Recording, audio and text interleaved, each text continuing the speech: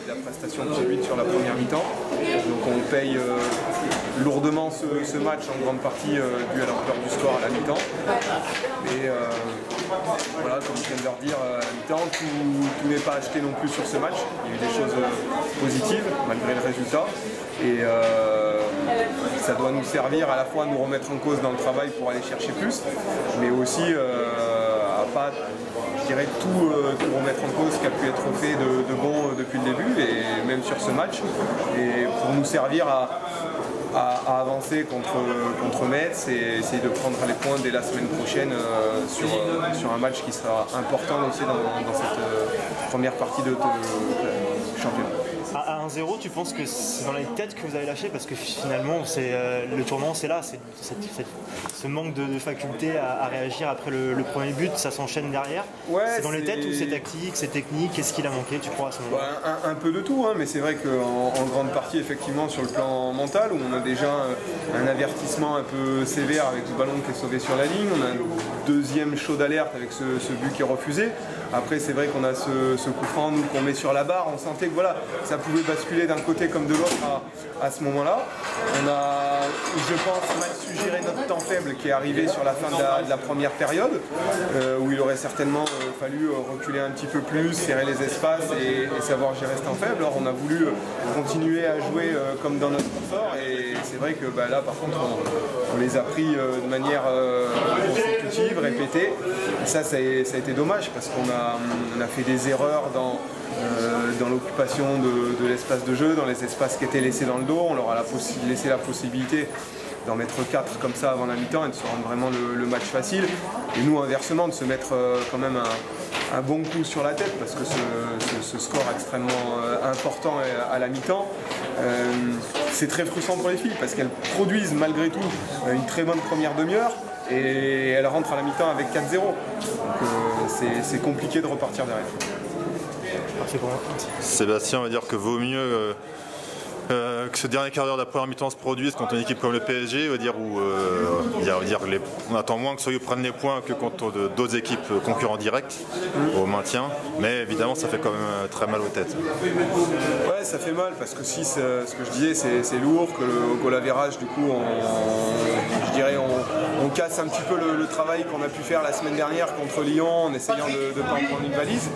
Et voilà, c'est sûr qu'après, c'est ce qu'on a dit aussi là dans le vestiaire, aujourd'hui on s'est déchiré, il faut le reconnaître. Maintenant ça doit nous servir à travailler, et si on devait faire un non-match, il vaut mieux que ce soit aujourd'hui contre Paris que la semaine prochaine contre Metz, où on a encore une fois pour objectif de prendre des points.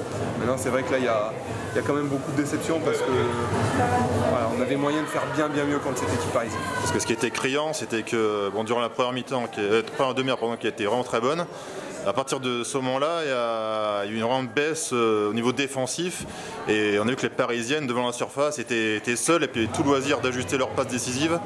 Et puis au final, en plus, elles étaient très efficaces, parce qu'à chaque occasion, il y avait but. Ça faisait un peu penser au finish du match contre Montpellier la saison passée. C'est ça, c'est-à-dire qu'après, nous, il y a eu beaucoup d'erreurs de commises. Maintenant, on ne peut pas non plus enlever la valeur de cette équipe parisienne qui a fait une très belle prestation sur la première mi-temps, qui a été juste dans ses transmissions, dans ses dernières passes, qui a été efficace devant le but, et quasi toutes ces occasions ont fini au fond. Donc voilà, des fois il y a des scénarios de match où tout va nous réussir, où on va, je dirais, se demander comment on n'en prend pas plus, et puis il y a des fois où tout rentre pour l'adversaire, on a l'impression que tu peux tirer du vestiaire, et voilà, mais il y a beaucoup de qualité dans cette équipe parisienne, et je pense qu'elle mérite leur victoire aujourd'hui. Justement, c'est vraiment le scénario complètement inverse au match de championnat de saison passée contre le PSG, avec ce 1 partout, où le PSG a eu beaucoup d'occasions, et puis on avait mis qu'un but, et là, deux occasions, mais par contre ça a scoré.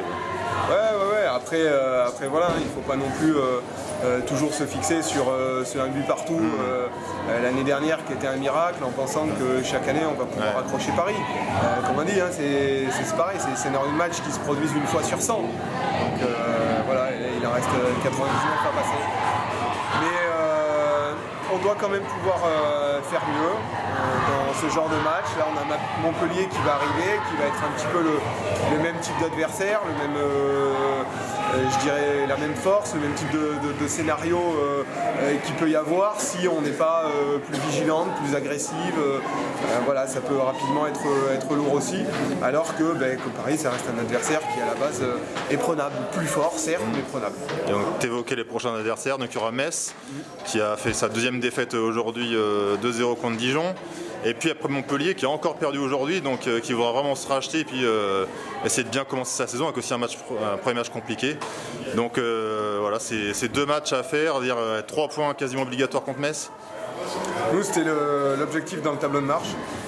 Sur les 5 premières journées, c'était Rodez et Metz où on a l'obligation de prendre des points dans ces matchs-là. On a essayé d'accrocher un des 3 gros pour aller prendre ces points bonus, comme on dit. Maintenant, on n'y est pas parvenu sur Lyon ni sur Paris, il en reste encore un. Mais voilà, pour l'instant, on n'a pas du tout la tête à Montpellier. Ils sont effectivement sur une période un petit peu difficile, mais il y a 15 jours, ça peut vite changer.